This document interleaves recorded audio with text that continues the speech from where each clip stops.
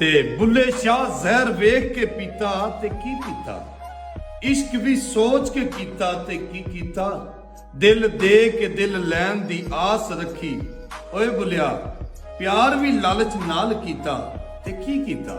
ते अदब दी महफिल विच नहीं सजदा बेअदबी दा कौल, तख्त तू थल्ले सुट देंदा एक नादान दा बोल।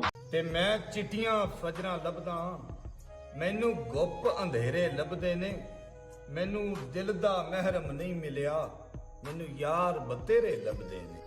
ते सजना जे तू हासे दिते, दुख भी अच्छे खासे दिते, लोकां ने तां गल ही कीती, ओए तू तां खोल खलासे दिते।